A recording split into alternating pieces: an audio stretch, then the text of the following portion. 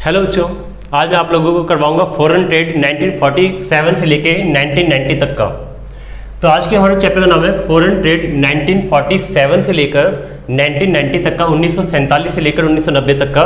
तो बच्चों इसका एक पार्ट बन चुका है, तो तुम लोग प्लेलिस्ट में जाकर इसका पहला पार्ट देख लेना, फिर उसके बाद सेकंड पार्ट देखोगे तो ज़्यादा अच्छा समझ में आएगा। तो बच्चों स्टार्ट करते हैं। तो जो फर्स्ट पार्ट था, फर्स्ट पार्ट में हमने पढ़ा था कि हमारे देश में फॉरेन ट्रेड जो था वो इंडिपेंडेंस के टाइम पर कैसा था।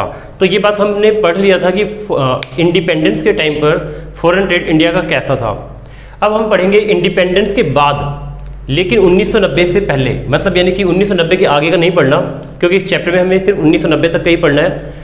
तो हम ये पढ़ेंगे यानी 1947 में देश आज़ाद हुआ था, तो 1947 से लेकर 1990 तक भारत के फॉरेन ट्रेड में क्या क्या चेंजेस आए। ठीक है, तो यही हमें पढ़ना है इसके अंदर। तो बच्चों टॉपिक है हमारा आज का फॉरेन ट्रेड आफ्टर इंडिपेंडेंस, आज़ादी के बाद भारत का विदेशी व्यापार। तो बच्चों विदेशी व्यापार किसी भी देश का, चाहे वो इंडिया हो, अमेरिका हो या कोई भी देश हो, किसी भी देश के विदेशी व्यापार को हमें समझना है या फिर फॉरेन ट्रेड को हमें समझना है, तो हमें तीन बातों को अच्छे से समझना होगा। वो तीन बातें क्या है? पहला है वॉल्यूम ऑफ फॉरेन ट्रेड, मतलब किसी भी देश के फॉरेन ट्रेड के बारे में अगर हमें समझना है तो सबसे पहले हमें समझना पड़ेगा कि उस देश का वॉल्यूम ऑफ फॉरेन ट्रेड क्या है। सेकेंड नंबर पे समझना पड़ेगा कंपोजिशन ऑफ फॉरेन ट्रेड, और थर्ड नंबर पे हमें समझना पड़ेगा डायरेक्शन ऑफ फॉरेन ट्रेड, मतलब कि हमें ये तीन बातें समझनी पड़ेंगी। ठीक है, तो बच्चों ये तीन टॉपिक है और ये तीन टॉपिक एक ही क्लास में कवर नहीं हो सकता। तो आज की क्लास में मैं तुम्हें पहला पॉइंट कवर करवाऊंगा, कौन सा? Volume of foreign trade. ठीक है, मैं फिर से बोल रहा हूँ, किसी भी देश के फॉरेन ट्रेड को समझने के लिए हमें तीन बातें समझनी पड़ेगी। पहला, उस देश का फॉरेन ट्रेड का वॉल्यूम क्या है, सेकंड कंपोजिशन क्या है, और थर्ड डायरेक्शन क्या है। तो हम तीन वीडियो में कवर करेंगे इसको। आज हम समझेंगे वॉल्यूम ऑफ फॉरेन ट्रेड। ठीक है, तो बच्चों वॉल्यूम ऑफ फॉरेन ट्रेड, पहले हम एक बात समझते हैं वॉल्यूम का मतलब क्या होता है। तो बच्चों आज हम समझेंगे वॉल्यूम ऑफ फॉरेन ट्रेड। ये बात ध्यान रखना, ये आफ्टर इंडिपेंडेंस की बात कर रहे हैं हम।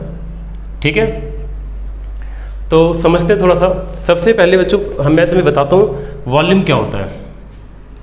अगर हम फॉरेन ट्रेड की वॉल्यूम की बात करें तो वॉल्यूम का मतलब होता है साइज। साइज का मतलब आकार। इसका मतलब ये है कि हम कितने सारे गुड्स एक्सपोर्ट करते हैं और कितने सारे गुड्स हम इंपोर्ट करते हैं, इनका टोटल वॉल्यूम कहलाता है। ठीक है, हम कितने सारे गुड्स एक्सपोर्ट करते हैं और कितने सारे गुड्स हम इंपोर्ट करते हैं, इनका टोटल क्या कहलाता है? वॉल्यूम कहलाता है। एक छोटा सा एग्जांपल देता हूँ मैं तुम्हें। अगर हमने, ये हमारा एक्सपोर्ट है, मान लो कि हमने 2000 करोड़ रुपए का एक्सपोर्ट किया। ठीक है, और ये हमारा इंपोर्ट है, मान लेते हैं कि हमने 1000 करोड़ का इंपोर्ट किया। तो यहाँ पर वॉल्यूम ऑफ ट्रेड क्या होगा? ठीक है, यह वॉल्यूम ऑफ फॉरेन ट्रेड, तो यहाँ पर वैल्यू ऑफ फॉरेन ट्रेड होगा, इन दोनों को जोड़ देंगे तो इसका मतलब कि total volume of foreign trade 3000 crore रुपए का हो गया। तो बच्चों अब तुम्हें समझ में आ गया वॉल्यूम क्या होता है। वॉल्यूम का मतलब होता है एक्सपोर्ट कितने रुपए का हुआ और इंपोर्ट कितने रुपए का हुआ। ठीक है, तो एक्सपोर्ट और इंपोर्ट का टोटल कर देंगे, इसको हम बोलेंगे वॉल्यूम ऑफ फॉरेन ट्रेड। ठीक है बच्चों, एक बात और समझते थोड़ा सा। हम जो भी गुड्स एक्सपोर्ट करते हैं, जैसे मान लो हमने कोई गुड्स एक्सपोर्ट किया, तो नॉर्मल सी बात है कि एक्सपोर्ट किए जाने वाले गुड्स के मेजरमेंट यूनिट अलग अलग हो सकते हैं। जैसे कुछ गुड्स एक्सपोर्ट होते होंगे, उसको लीटर में मेजर किया जाता होगा। कुछ गुड्स एक्सपोर्ट होते होंगे, उसको किलोग्राम में मेजर करते होंगे। कुछ गुड्स एक्सपोर्ट होते होंगे, ठीक है, उसको हम मीटर में मेजर करते होंगे। कुछ गुड्स को टन में मेजर करते होंगे। तो हम जितने भी गुड्स एक्सपोर्ट करते हैं या हम जितने भी गुड्स इंपोर्ट करते हैं, तो एक्सपोर्ट होने वाले गुड्स और इंपोर्ट होने वाले गुड्स के मेजरमेंट यूनिट अलग अलग होते हैं, हम उनको जोड़ नहीं सकते। अब जैसे मैं बोलूँगा कि हमारे देश ने 1000 लीटर ऑयल एक्सपोर्ट किया, ठीक है, और 500 मीटर कपड़ा इंपोर्ट किया, तो नॉर्मल सी बात है बच्चों, इनको जोड़ा नहीं जा सकता। 1000 लीटर ऑयल एक्सपोर्ट किया और 500 मीटर कपड़ा एक्सपोर्ट किया, इनको जोड़ा नहीं जा सकता। लेकिन इनको रुपए में तो कन्वर्ट किया जा सकता है। मान लेते हैं कि 1 लीटर ऑयल 100 रुपये का है, तो इसका मतलब जो हमने एक्सपोर्ट किया 1000 लीटर ऑयल, उसकी वैल्यू हो गई 1 लाख रुपए। मान लेते कपड़ा जो है वो है 2000 रुपये का 1 मीटर, तो अगर 2000 रुपये का 1 मीटर कपड़ा है तो 500 मीटर कपड़े कितने का हो गया? 1000 कर देता हूँ इसको, 1000 रुपये का 1 मीटर कपड़ा है तो 500 मीटर कपड़ा 5 लाख का हो गया। तो टोटल कितना हो गया? 6 लाख रुपए। तो बच्चों होता क्या है, हम जो भी गुड्स एक्सपोर्ट करते हैं, इंपोर्ट करते हैं, उनको मेजरमेंट करने के जो यूनिट है, कुछ लीटर, कुछ मीटर, कुछ किलोग्राम, कुछ टन में होते हैं। तो इस वजह से एक दिक्कत आती है कि उनको जोड़ा घटाया नहीं जा सकता। इसलिए हम क्या करते हैं, उनको जोड़ने के लिए, घटाने के लिए, ताकि हमें उसको जोड़ने घटाने में दिक्कत ना हो, हम सबको उसकी प्राइस से मल्टीप्लाई कर देते हैं। जैसे यहाँ 1 लीटर ऑयल 100 रुपये का है, और अगर कपड़े की बात करें तो 1 मीटर कपड़ा 1000 रुपये का है। तो इससे रुपए से मल्टीप्लाई करके हम उसको रुपए में कन्वर्ट कर देते हैं, उसको मनी वैल्यू में कन्वर्ट कर देते हैं और उसकी मनी वैल्यू निकाल लेते हैं।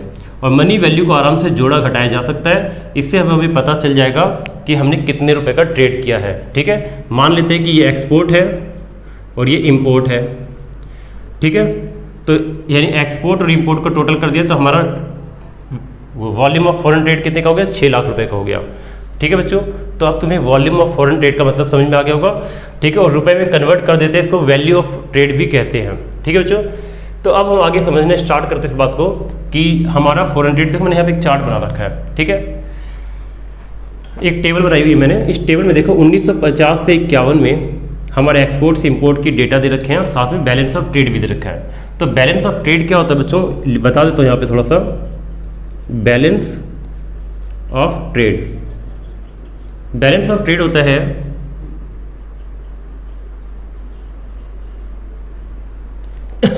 एक्सपोर्ट्स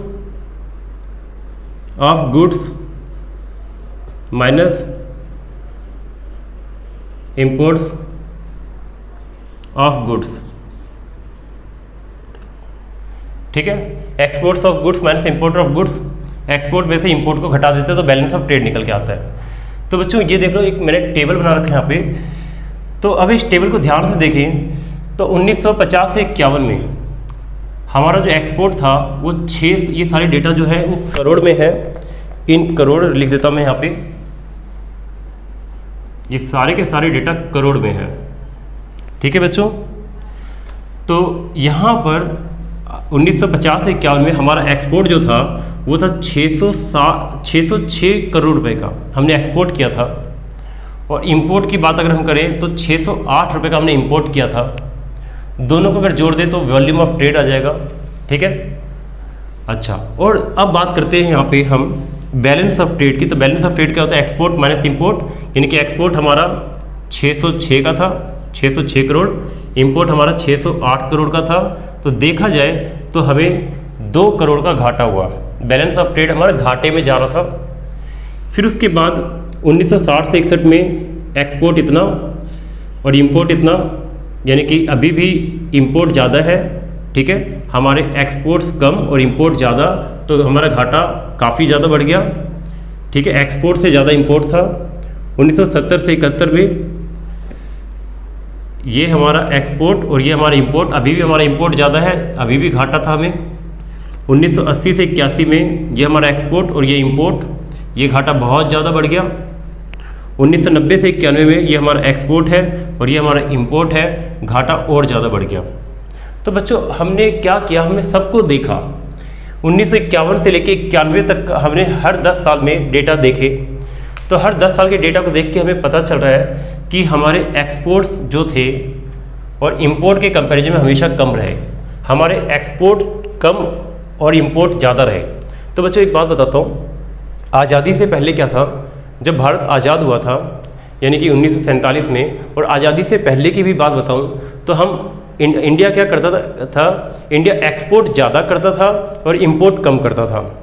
इंडिया का एक्सपोर्ट ज़्यादा था और इंडिया का इंपोर्ट कम था।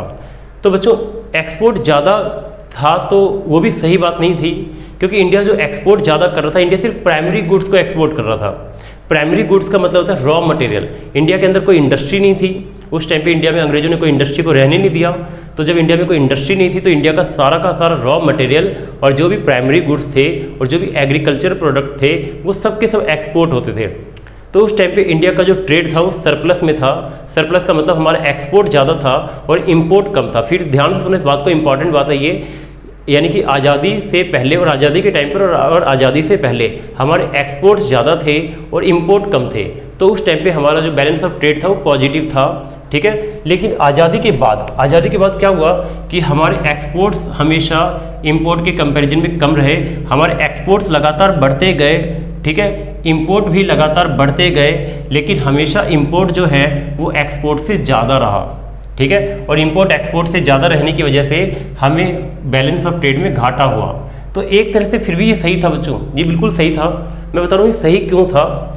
ये सही मैं इसको इसलिए कह रहा हूँ क्योंकि आज़ादी से पहले जो हम एक्सपोर्ट करते थे और बैलेंस ऑफ ट्रेड में हमारे सरप्लस था, फायदे में थे हम, लेकिन एक तरह से ध्यान से अगर उसके कंपोजिशन को देखें तो हम घाटे में जा रहे थे। हम सिर्फ प्राइमरी गुड्स को, रॉ मटेरियल को एक्सपोर्ट किए जा रहे थे। अगर हम फिनिश गुड्स को यानी तैयार माल को एक्सपोर्ट करें तो एक अच्छी बात होती है। उस टाइम पर हम तैयार माल को एक्सपोर्ट नहीं कर रहे थे, उस टाइम पर हम क्या करते थे, सिर्फ कच्चे माल को एक्सपोर्ट कर रहे थे, इसलिए वो सरप्लस होते हुए भी वो सही नहीं था। यहाँ पर क्या है, हमारे इंपोर्ट ज़्यादा रहे और एक्सपोर्ट कम रहे और हमें बैलेंस ऑफ ट्रेड में घाटा रहा। अब हम आगे बढ़ेंगे कि हमारे इंपोर्ट्स इतने ज़्यादा क्यों रहे, ठीक है, तो इस बात और एक्सपोर्ट्स कम क्यों हुए।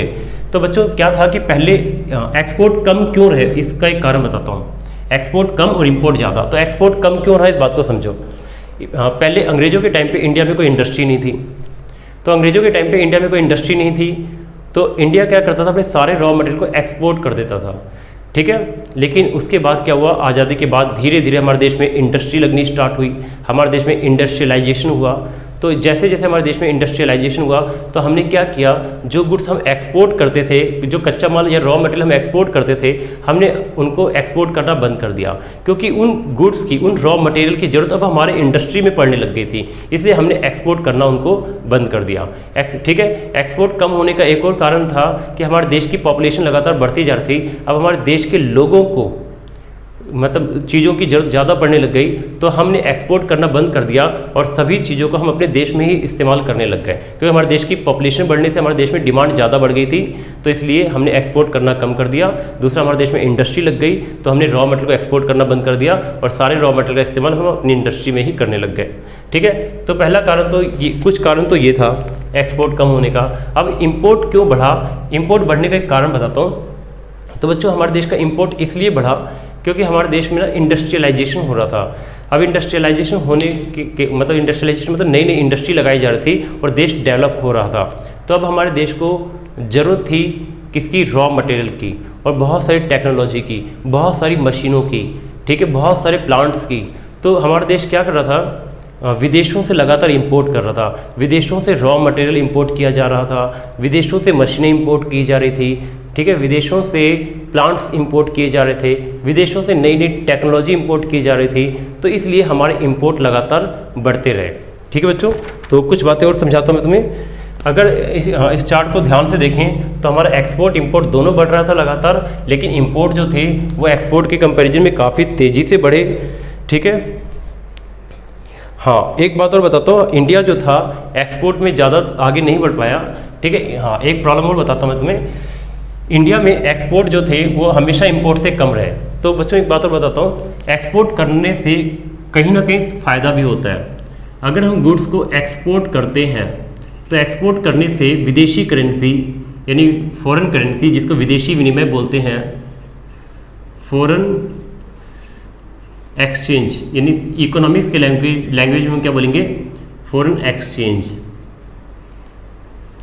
ठीक है। नॉर्मल वर्ड में हम बोल सकते हैं फॉरेन करेंसी, लेकिन इकोनॉमिक्स की लैंग्वेज में बोलेंगे कि जब हम एक्सपोर्ट्स करते गुड्स को एक्सपोर्ट करते हैं तो गुड्स को एक्सपोर्ट करने से हमारे पास विदेशी पैसा आता है। जैसे मान लो हम अमेरिका को कोई गुड्स एक्सपोर्ट करेंगे तो अमेरिका हमें विदेशी क्या देगा, फॉरेन करेंसी देगा, मतलब अमेरिका हमें डॉलर देगा। डॉलर को क्या बोलेंगे, फॉरेन एक्सचेंज बोलेंगे, ठीक है।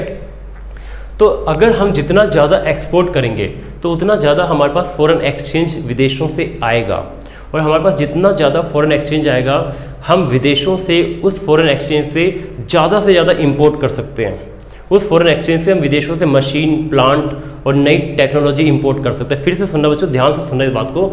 अगर हम गुड्स को एक्सपोर्ट करेंगे, एक्सपोर्ट का मतलब होता है हम विदेशों को बेचेंगे, तो विदेशों को गुड्स बेचने से विदेशों से हमारे पास फॉरेन एक्सचेंज आएगा, मतलब कि विदेशों से हमारे पास डॉलर आएगा। उस डॉलर से हम क्या करेंगे, हम जो भी गुड्स इंपोर्ट करेंगे उसकी पेमेंट करेंगे। जैसे हमने विदेशों से मशीन मंगाई तो हम डॉलर से पेमेंट कर देंगे। हम विदेशों से प्लांट मंगा रहे हैं या विदेशों से कोई नई टेक्नोलॉजी मंगा रहे हैं तो हम डॉलर से उसको पेमेंट कर देंगे। ठीक है बच्चों, तो ये बात समझ में आ गई। तो लेकिन हमारे देश में एक्सपोर्ट नहीं बढ़ पाया, इंपोर्ट ज़्यादा बढ़ा। एक्सपोर्ट न बढ़ने की वजह से हमारे पास फॉरेन एक्सचेंज की बहुत कमी आ गई और आगे चल के तो ये प्रॉब्लम इतनी ज़्यादा सीरियस हो गई कि बता नहीं सकता। हमारे देश में फॉरेन एक्सचेंज खत्म होने की कगार पर आ गया था और सिर्फ लगभग 15 दिन के इम्पोर्ट की पेमेंट करने के लिए ही हमारे पास फॉरेन एक्सचेंज बचा था। ठीक है बच्चों, तो कुछ ये बातें भी थी। और एक बात और बताता हूँ, हमारे देश में एक्सपोर्ट में कमी काफ़ी ज़्यादा आई। एक्सपोर्ट में कमी आने की वजह से एक नुकसान और हो गया।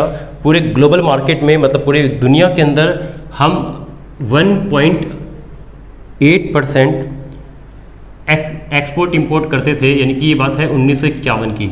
1951 में पूरी दुनिया में हम इंडिया का शेयर एक्सपोर्ट इंपोर्ट के अंदर 1.8% था, जो 1991 में काफ़ी कम हो गया 0.5%। मतलब समझ में आया इसका मतलब कि पहले फॉरेन ट्रेड में पूरी दुनिया में भारत का शेयर कितना था ग्लोबल मार्केट में 1.8%, जो घटकर 0.5% हो गया। इसका भी एक कारण बताता हूँ कि इंडिया के अंदर इंडस्ट्री लगने लग गई तो इंडिया एक्सपोर्ट कम करने लग गया और सारे गुड्स का इस्तेमाल इंडिया में ही होने लग गया। इंडिया की पॉपुलेशन बढ़ गई, इंडिया में पॉपुलेशन बढ़ने से डिमांड गुड्स की लगातार बढ़ती जा रही थी, तो इंडिया एक्सपोर्ट करने के बजाय सारे गुड्स का इस्तेमाल इंडिया के लोगों की डिमांड को पूरा करने के लिए किया जाने लग गया था। तो जिस वजह से हमने एक्सपोर्ट कम कर दिया और गुड्स का इस्तेमाल अपने देश में ही करने लग गया। तो बच्चों ये टॉपिक हो गया एंड। आज के लिए सिर्फ इतना ही, बाकी हम नेक्स्ट में करते हैं।